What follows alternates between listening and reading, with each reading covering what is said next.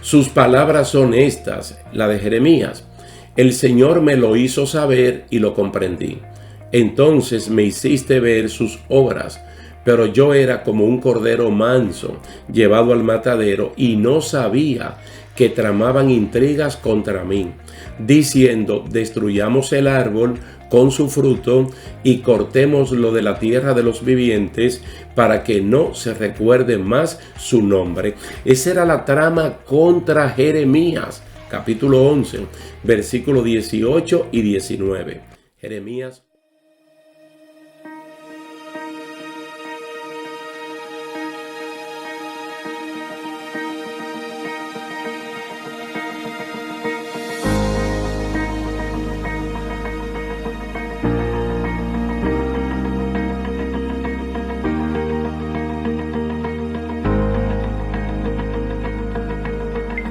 Dios le bendiga, mis queridos hermanos. Qué gusto estar una vez más con ustedes para continuar con esta serie de estudios bíblicos, la Iglesia del Nuevo Testamento. Lindo lo que hemos visto hasta el día de hoy y confiamos en que el Señor seguirá bendiciendo nuestras vidas en los capítulos que tenemos al porvenir. Hoy vamos a hablar de la iglesia crece y hay murmuraciones. Vimos anteriormente cómo hubo un ataque directo contra el liderazgo de la iglesia. Y en el antepenúltimo, cómo la primera disciplina fue ejecutada en la iglesia en los casos de Ananías y de Zafira. Aquí la iglesia crece, pero también aparecen murmuraciones. El crecimiento pues trae este tipo de problemática y vamos a leer el capítulo 6 del libro de los Hechos, los primeros 7 versículos. Por aquellos días, al multiplicarse el número de los discípulos, surgió una queja de parte de los judíos helenistas en contra de los judíos nativos, porque sus viudas eran desatendidas en la distribución diaria de los alimentos. Entonces los 12 convocaron a la congregación de los discípulos y dijeron: no es conveniente que nosotros descuidemos la palabra de Dios para servir mesas. Por tanto, hermanos, escoged entre vosotros 7 hombres de buena reputación, llenos del Espíritu Santo y de sabiduría, a quienes podamos encargar esta tarea. Y nosotros nos encargaremos a la oración y al ministerio de la palabra. Lo propuesto tuvo la aprobación de toda la congregación y escogieron a Esteban, un hombre lleno de fe y del Espíritu Santo, y a Felipe, a Prócoro, a Nicanor, a Timón, a Parmenas y a Nicolás, un prosélito de Antioquía, a los cuales presentaron ante los apóstoles y después de orar pusieron sus manos sobre ellos. Y la palabra de Dios crecía y el número de los discípulos se multiplicaba en gran manera en Jerusalén y muchos de los sacerdotes obedecían a la fe. Todo eso es Hechos capítulo 6, los versículos del 1 al 7. Ustedes sabrán, hermanos, que la iglesia está obligada por la ley del amor a actuar sin discriminación para evitar las murmuraciones. El capítulo 13 de la primera carta a los Corintios define muy bien el papel del amor cuando lo conjugamos como verbo amar y también cuando lo vemos como si fuera ese sustantivo, el amor. Lo podemos ver como el sustantivo amor y como el verbo amar, y de cualquier manera pues estamos viendo algo que no permite las discriminaciones. Las murmuraciones con bases reales son hasta peores que las demás porque no se canalizan a veces por las vías institucionales para corregirlas, sino que corren de boca en boca. Pero en este caso no fue así, porque esta queja se canalizó por la vía institucional. Los que se sintieron perjudicados, ciertamente hubo esa murmuración inicialmente, pero luego la canalizaron por la vía correcta, que fue la vía de los apóstoles. el liderato compuesto por los apóstoles fue puesto a prueba en dos direcciones. Una, con este problema para ver si ellos dejaban las tareas que Dios le había asignado de la oración y el ministerio de la palabra. Y dos, para saber si podían delegar funciones en la solución de los problemas que ahora se estaban presentando. Entonces ellos fueron probados para ver hasta dónde estaba el nivel de capacidad, de madurez de ellos para resolver problemas que son propios cuando un grupo comienza a crecer como estaba creciendo la naciente iglesia del Nuevo Testamento.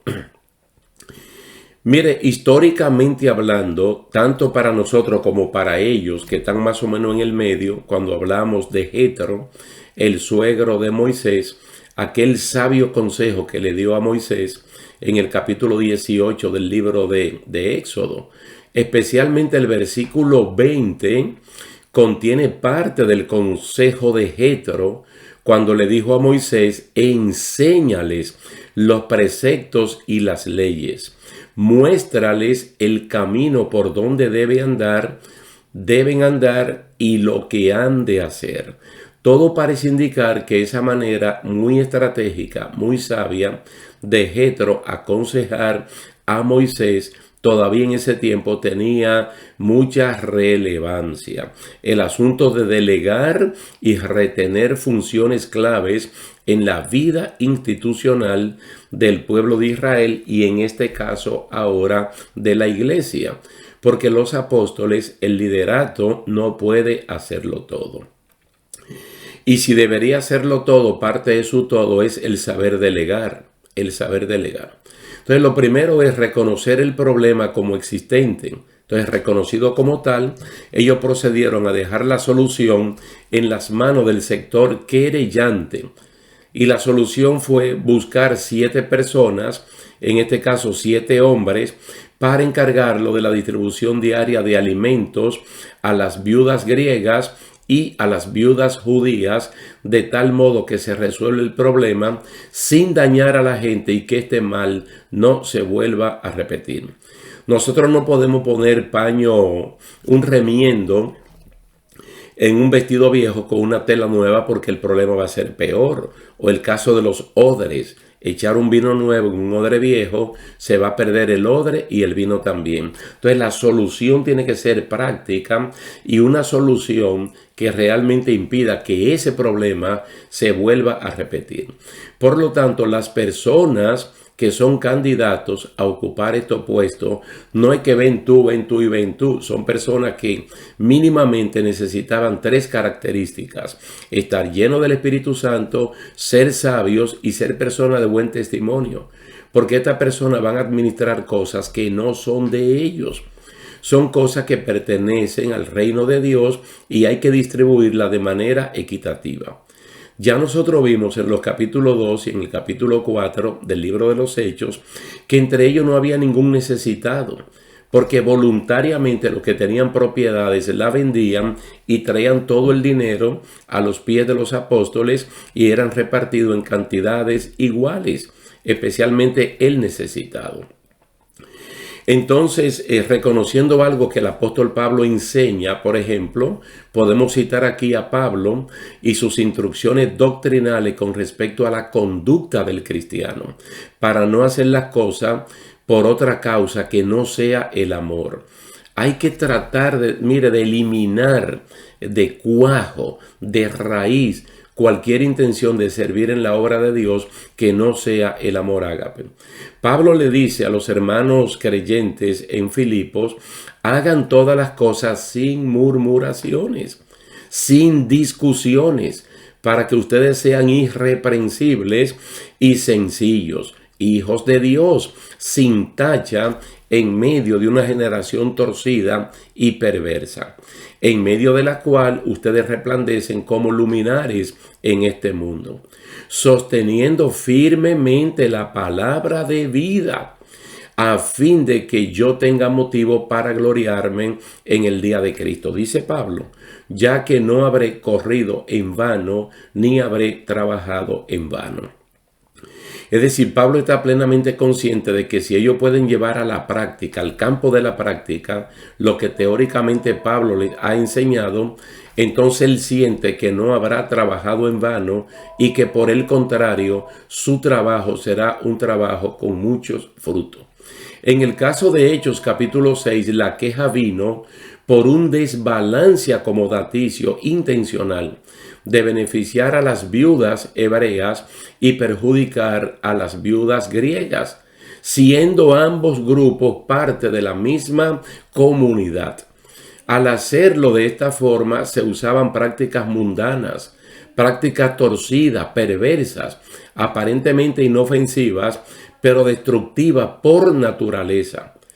En el medio nuestro ni pleitos ni envidias deben estar en el quehacer de la iglesia. Nosotros tenemos que hacer todo como para el Señor.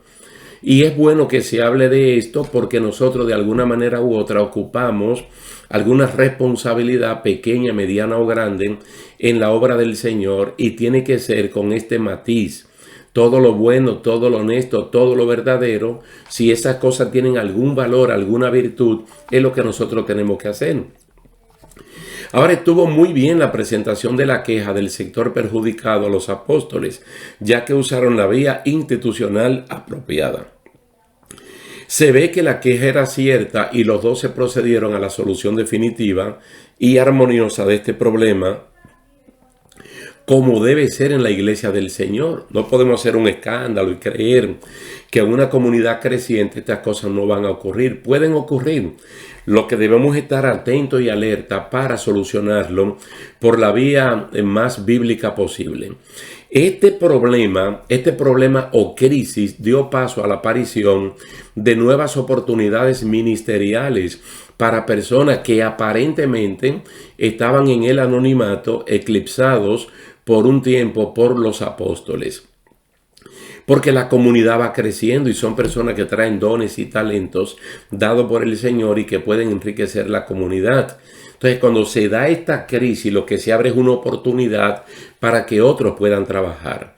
El grupo apostólico son 12, mas sin embargo ahora van a aparecer 7 personas con características espirituales, con nivel de espiritualidad bastante alto, como ser lleno del Espíritu Santo, gente de buen testimonio, gente sabios, que son parte de esa comunidad. Ahora van a tener un trabajo que hacer aquí.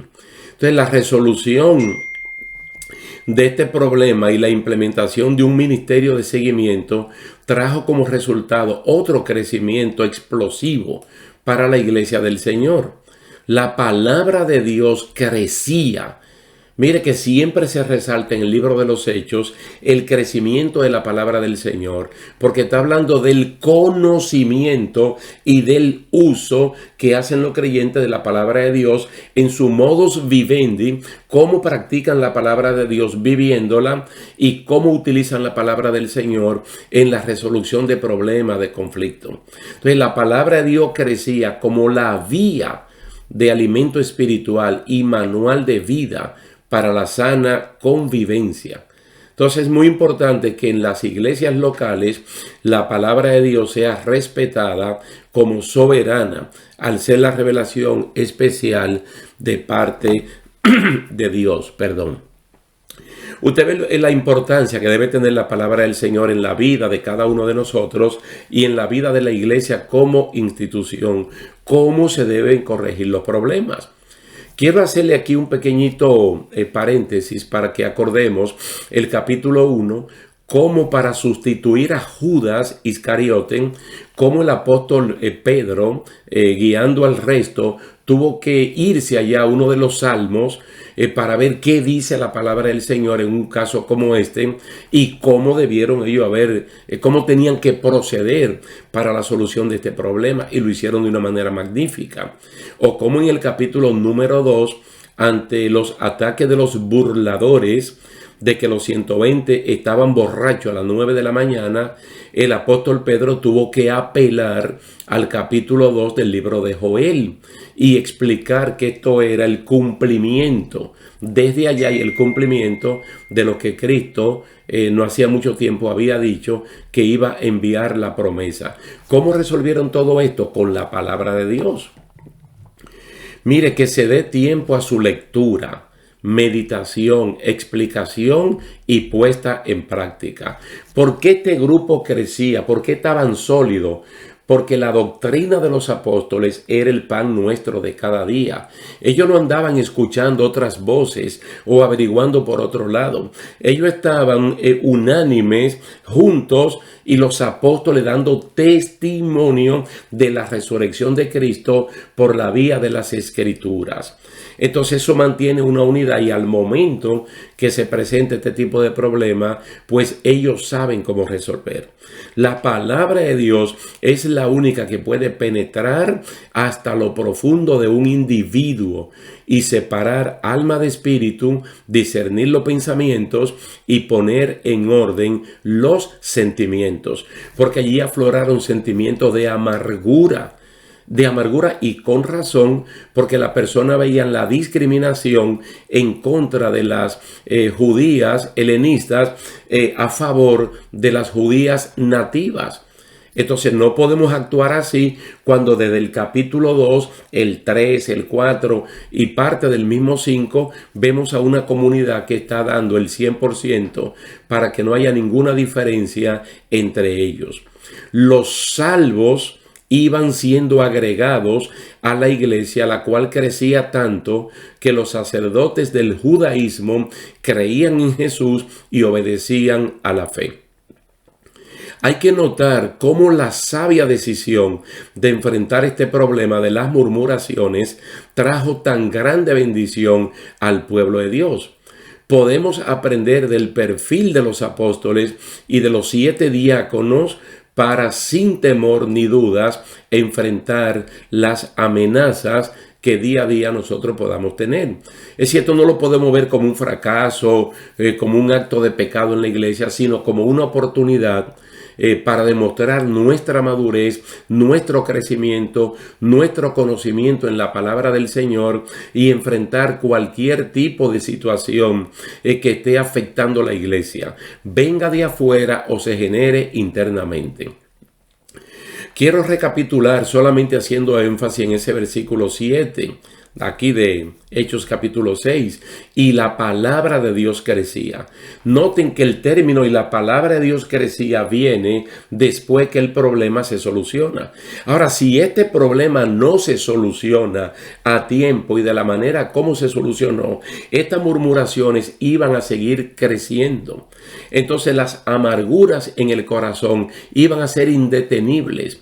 Y luego la imagen de la iglesia de Jesucristo se iba a ver tan pero tan dañada que se tenía que invertir mucho más tiempo, mucho más recursos para reparar esa imagen que enfrentando el problema ahora. Mira, la palabra de Dios es alabada porque se nota en ella todo lo que posteriormente Pablo le escribió a Timoteo en la segunda carta. Las cosas para las cuales la palabra de Dios es útil para corregir, para redarguir, para enseñar, para formar, para que el individuo que la recibe sea un mejor ciudadano. Entonces, la palabra de Dios no solamente es mi alimento, sino que es el manual con el cual en la iglesia debemos resolver todos los problemas. Dice, la palabra de Dios crecía. Y en consonancia con el crecimiento de la palabra del Señor, crecía el número de los discípulos. Incluso aquí dice que se multiplicaba en gran manera en Jerusalén, la capital de Israel. Oye el término que utiliza aquí Lucas en Hechos capítulo 6. Se multiplicaba en gran manera. Era un crecimiento exponencial que había. Y entonces hay que ver por qué. ¿Por qué? Primero, esa gran unidad, esa gran coherencia doctrinal no es saludable. Y yo no lo digo porque sea pastor y no quisiera que una persona se mueva de la congregación que pastoreo y se esté moviendo así por así. Pero no es saludable estar brincando de congregación en congregación, dado de que hay una razón justificable. Pero mientras uno se mantiene en su congregación, unido y defendiendo esa doctrina, tanto en la práctica como con los dichos, entonces se va a ver el crecimiento. Entonces él recalca que muchos de los sacerdotes obedecían a la fe. Estamos hablando de sacerdotes del judaísmo. Todavía, cuando esto se escribe, el templo de Jerusalén no ha sido destruido. El templo destruido en el año 70 después de Cristo. Por lo tanto, habían sacerdotes que estaban en sus funciones como descendientes de Aarón. Pero dice claramente que estas personas obedecían a la fe. Y es un elemento a tomar en cuenta. Porque cuando una persona como un sacerdote judío obedece a la fe, entonces su comportamiento en su trabajo es distinto. Su comportamiento en su hogar es distinto. Porque cuando hay un sometimiento a la fe que viene de parte de Dios, entonces nosotros actuamos en consonancia con esa fe. Van a venir los problemas en la medida de que la familia carece, la iglesia carece. No debemos tener temores porque los problemas se hagan complejos o porque problemas nuevos no vistos anteriormente aparezcan. Vamos a tener la capacidad y la instrucción de parte del Señor para corregirlo. La iglesia viene creciendo, la iglesia es atacada al liderato especialmente y luego interiormente con esta murmuración que tenían hasta cierto punto justificación porque se discriminaba un sector en favor de otro. Pero vemos la mano poderosa de Dios y vemos la prevalencia de la palabra del Señor en la solución de cualquier tipo de conflicto. Vamos a dejarlo hasta aquí, dándole las gracias a Dios por esta linda oportunidad de estudiar estos 7 versículos del capítulo 6 del libro de los Hechos y esperamos en el Señor que podamos vernos en una próxima ocasión. Dios me le bendiga y hasta la próxima.